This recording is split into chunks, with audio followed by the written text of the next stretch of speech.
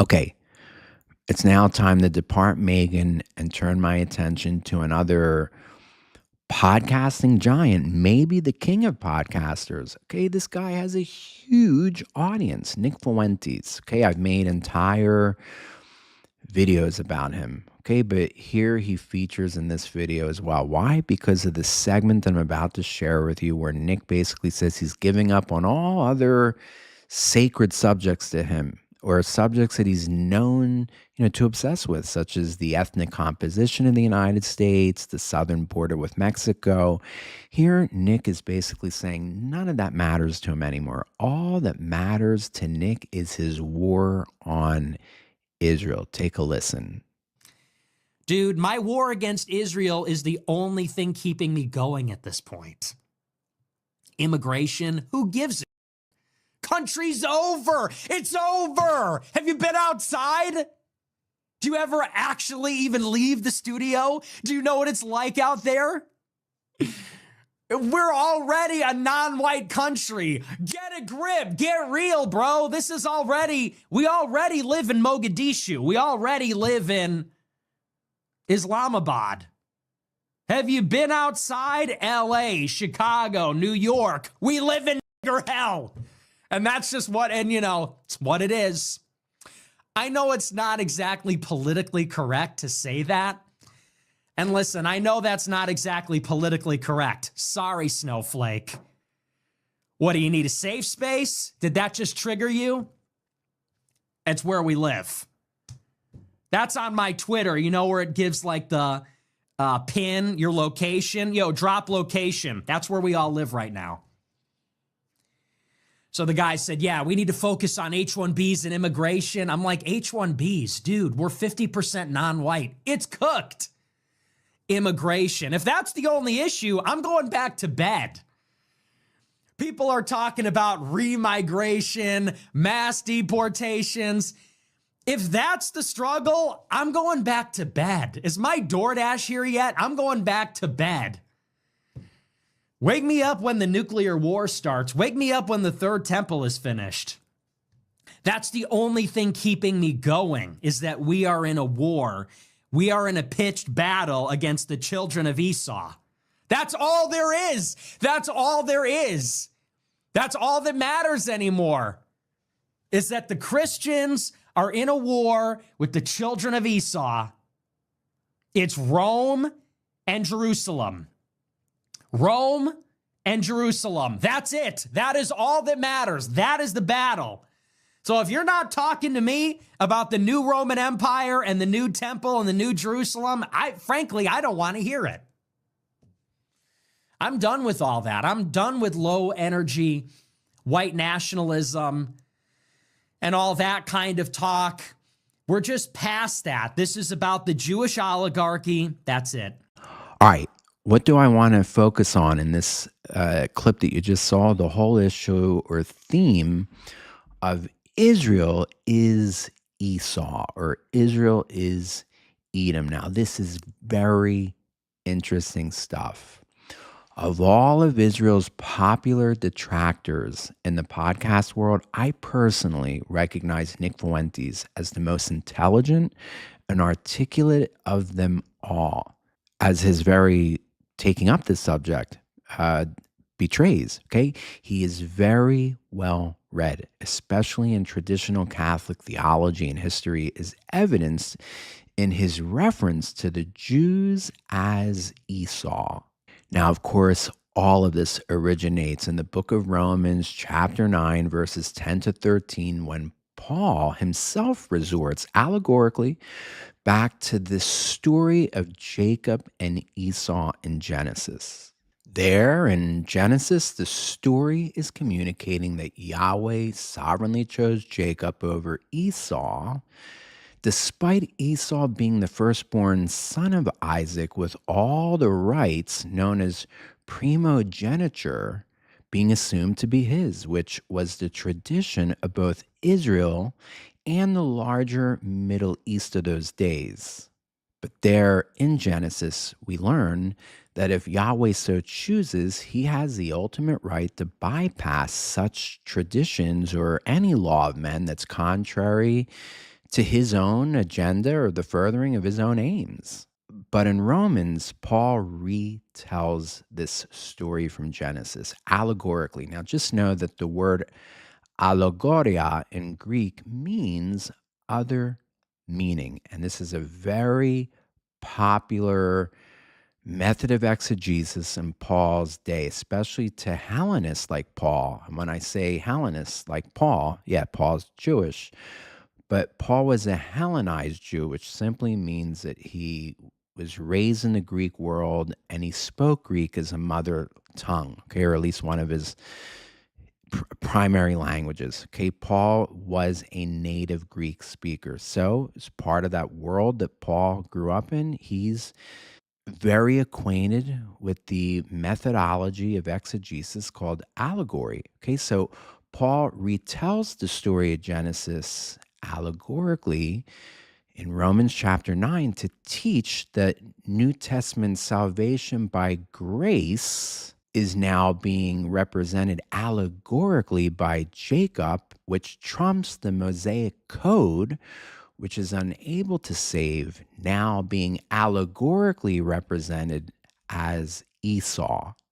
But in this clip that I just shared with you, Nick draws on a long held tradition in some Catholic circles, especially since the 4th century, that it's not just the law that is represented by Esau in Paul's retelling of Genesis in Romans chapter 9, but rather Esau or Edom now represents the Jewish nation as a whole, not just the law of Moses.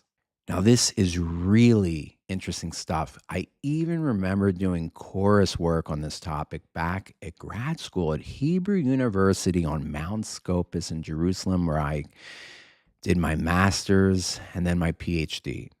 You see, Judaism itself developed a theology that Rome, i.e., Christianity, Catholicism, was Esau or Edom. And this developed in Jewish theology about the time, or let's say by the time the Talmud was completed, sometime around the 6th century AD, as a result of Judaism having already suffered the persecution of first the Romans. Okay, remember, it's the Romans that destroyed our temple in 70 AD.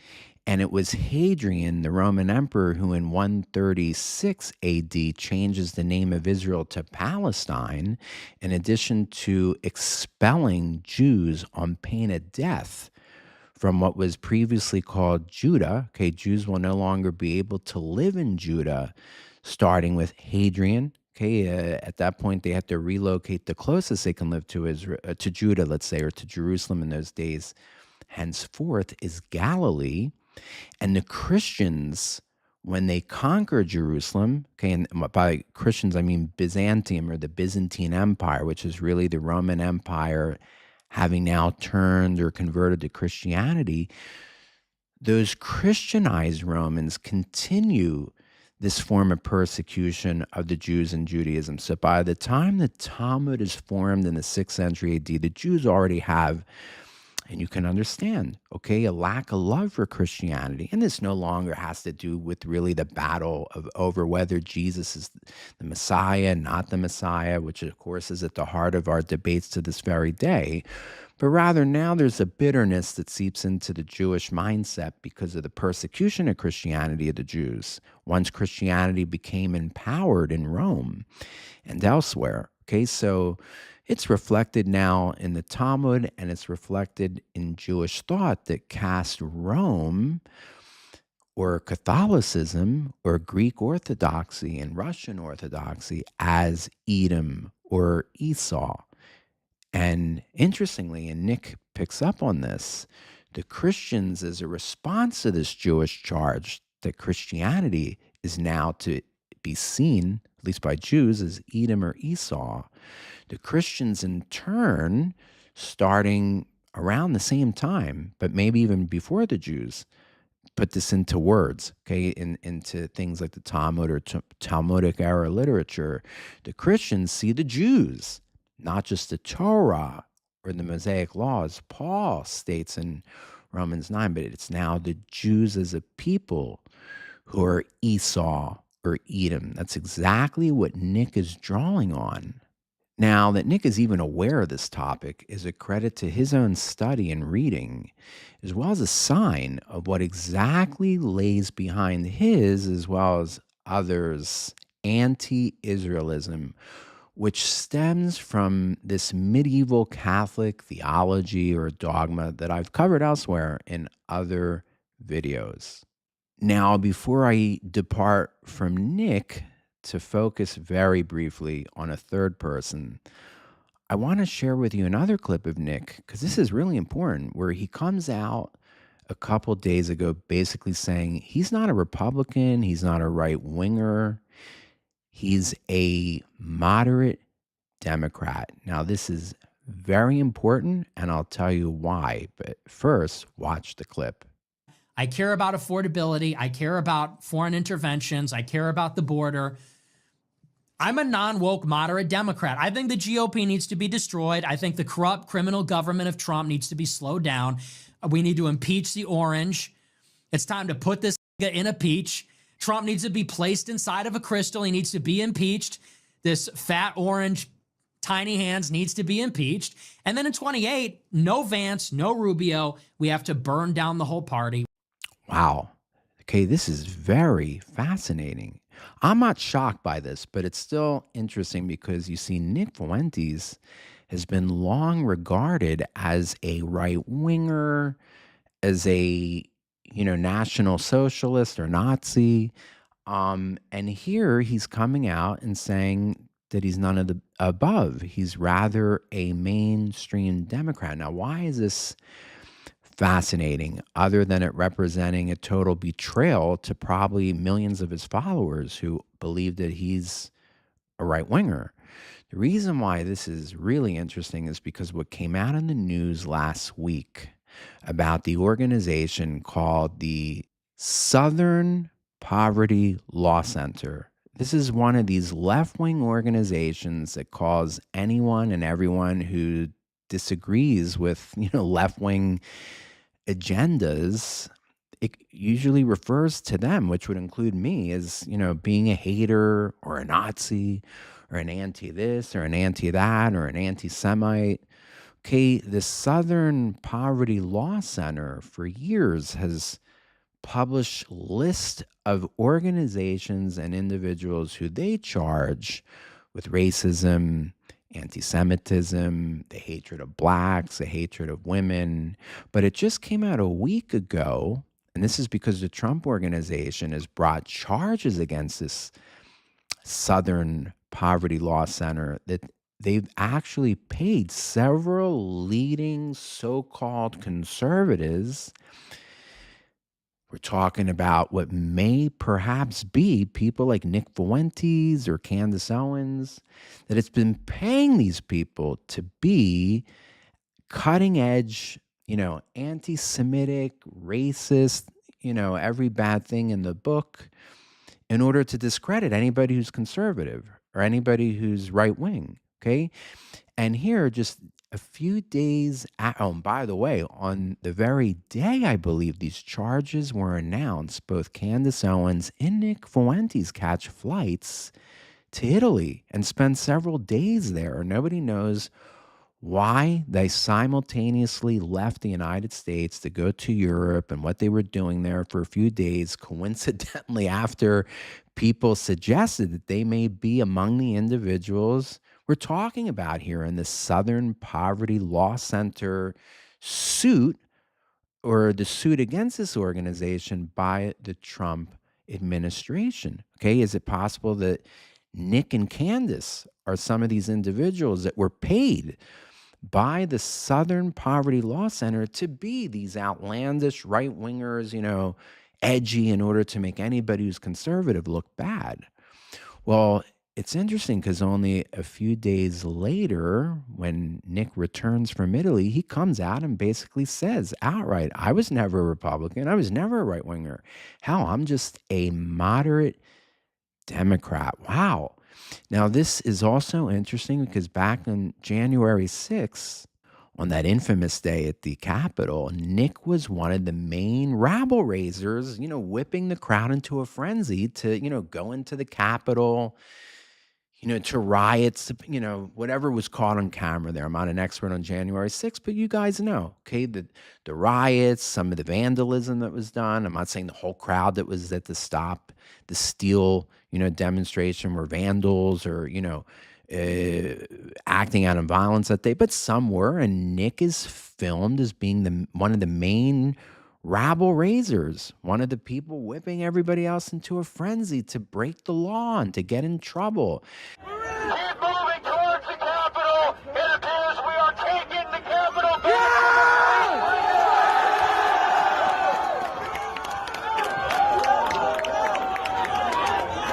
Keep marching and don't relax. Never relax. Yeah! They're evacuating the Capitol. They're evacuating. Break down the barriers and disregard the police. This Capitol belongs to us.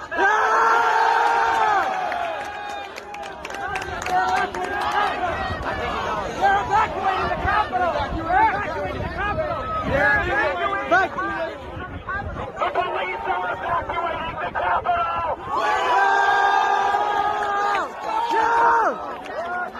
Politicians throw wrath, scurry out of the people's house.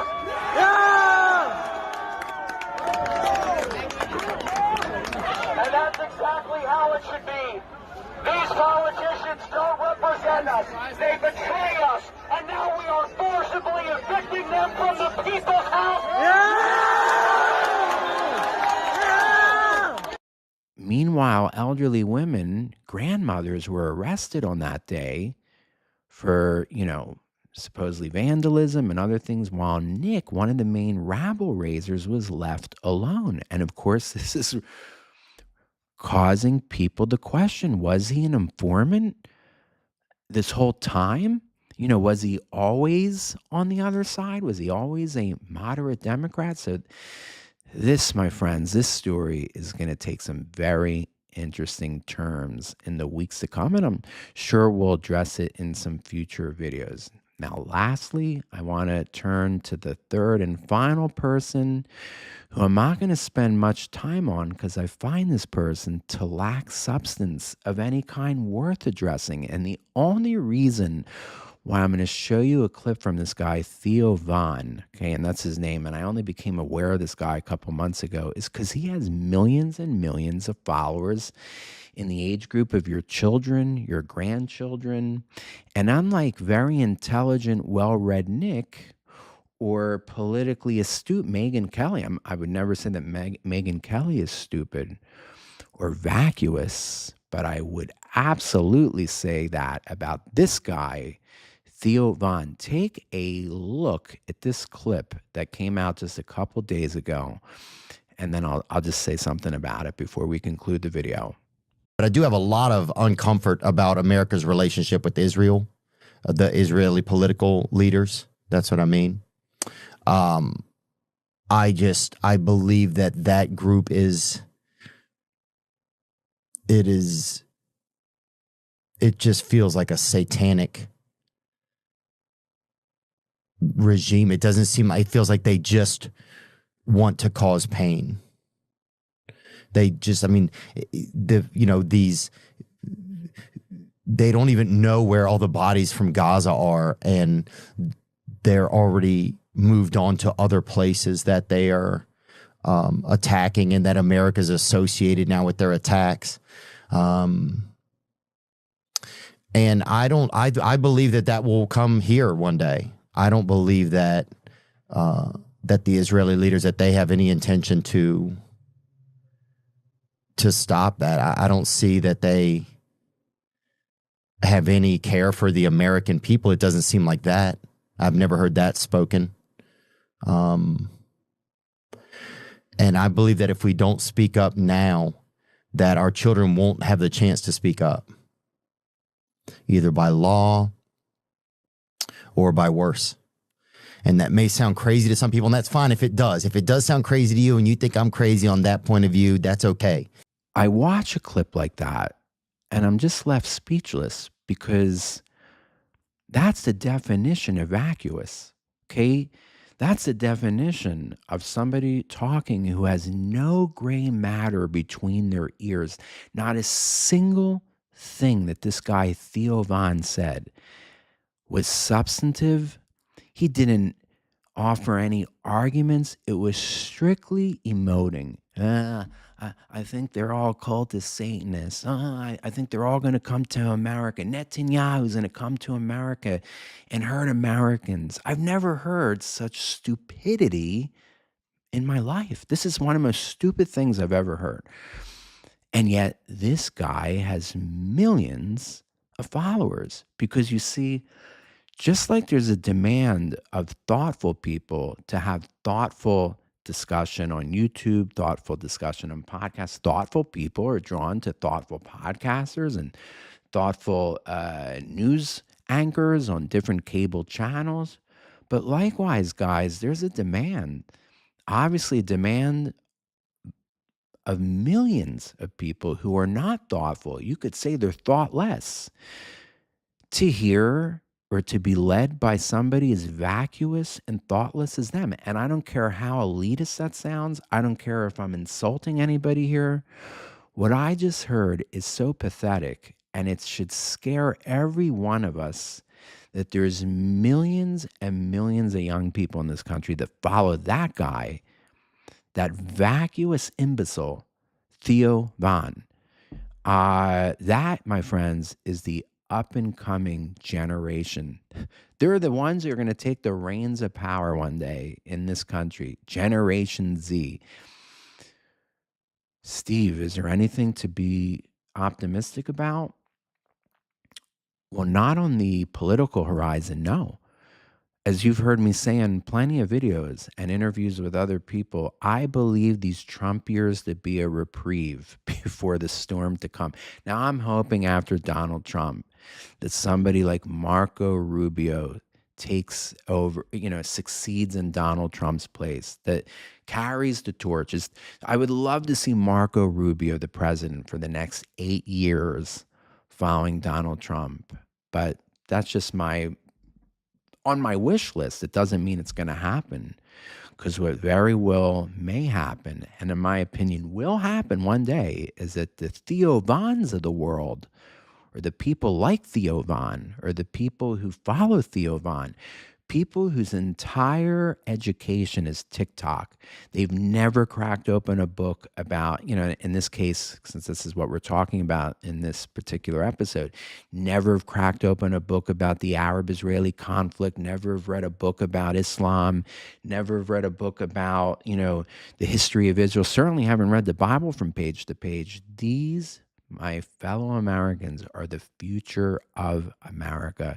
And therefore, Steve, is there anything you can be optimistic about other than this wish that somebody like a Marco Rubio succeeds Donald Trump's presidency?